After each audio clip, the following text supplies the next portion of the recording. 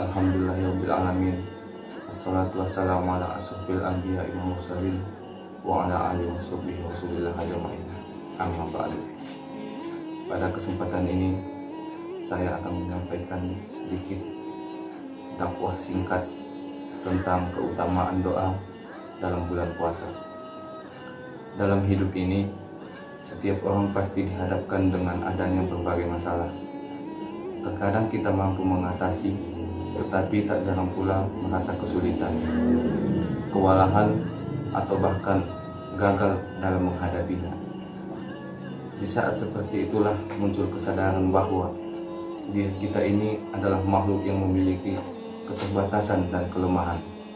Di saat itulah semestinya kita kemudian ingat kepada Zat yang Maha Kuasa dan mengatur segala sesuatu urusan dalam kehidupan ini. Dia adalah Allah Subhanahu wa Ta'ala.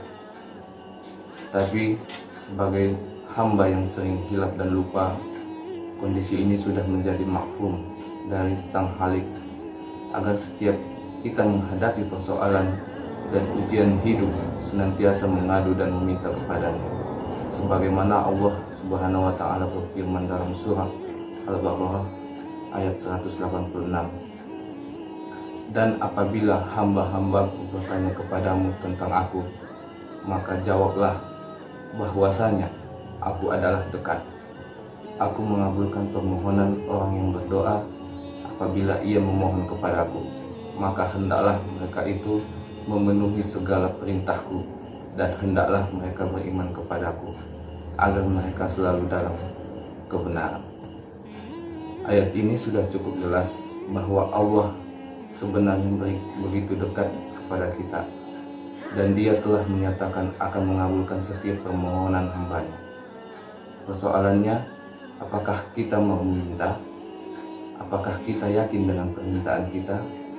Apakah kita juga sudah menempatkan diri sebagai hambanya yang setia dan menunaikan perintah-perintahnya? Orang yang beriman tentu saja akan menjadikan doa sebagai salah satu jalan dalam meraih setiap keinginannya. Sebab dengan doa kita menjadi bagian dari setiap insan yang senantiasa beriman atas kekuasaan Allah. Dalam satu hadis, Rasulullah Shallallahu Alaihi Wasallam bersabda dalam hadis yang diriwayatkan oleh Abu Ya'la, doa adalah senjata bagi orang mukmin dan menjadi tiang kekuatan agama dan sebagai cahaya langit dan bumi. Saudaraku seiman yang dirahmati Allah, orang yang berdoa maka hatinya akan tentram, jiwanya akan merasa lapang dan terang, sebab dia merasa telah bersandar kepada Sang Pemilik dan Penguasa alam semesta yang mengatur kehidupan ini, sehingga orang yang berdoa akan terhindar dari stres, gelisah, dan perasaan takut atau khawatir. Dengan kata lain, orang yang berdoa akan terjaga kesehatan mentalnya. Dalam hadis lain, Rasulullah SAW bersabda yang diriwayatkan oleh At-Tabrani, tiada seorang yang berdoa kepada Allah dengan suatu doa kecuali akan dikabulkannya. Dia akan memperoleh salah satu dari tiga hal, yaitu yang pertama, dipercepat terkabulnya di dunia, yang kedua, disimpannya untuk diberikan di akhirat, dan yang ketiga, diganti dengan mencegahnya dari musibah atau bencana yang serupa. Orang yang beriman akan senantiasa meyakini bahwa apapun yang terjadi dalam kehidupannya adalah yang terbaik untuknya, karena semua diyakini merupakan kehendak dari Allah Subhanahu wa Ta'ala. Adapun bagi orang yang tidak berdoa, maka berarti dirinya telah merasa cukup tanpa adanya peran serta Sang Maha Kuasa. Orang tipe ini sangat mudah terkena goncangan batin, stres, atau bahkan putus asa, sebab segala urusan hidupnya hanya mengandalkan kemampuan diri sendiri. Di bulan Ramadan ini adalah bulan yang terbaik untuk memperbanyak doa, sebab suasana batin kita sangat kondusif, yaitu sedang dekat dengan Allah Subhanahu wa Ta'ala.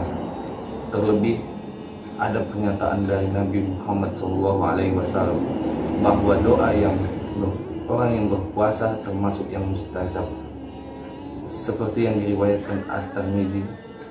ada 3 orang yang tidak tertolak doanya. Yang pertama, orang yang berpuasa hingga berbuka. Yang kedua, seorang penguasa yang adil. Dan yang ketiga, doa orang yang teraniaya.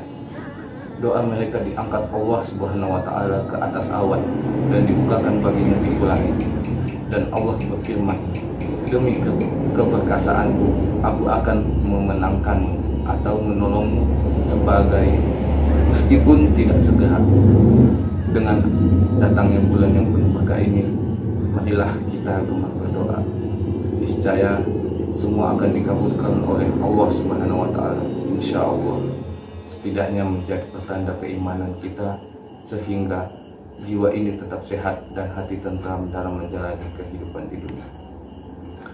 Sekian dakwah singkat yang dapat saya sampaikan. Lebih dan kurangnya saya mohon maaf. Akhirul kalam, wassalamualaikum warahmatullahi wabarakatuh.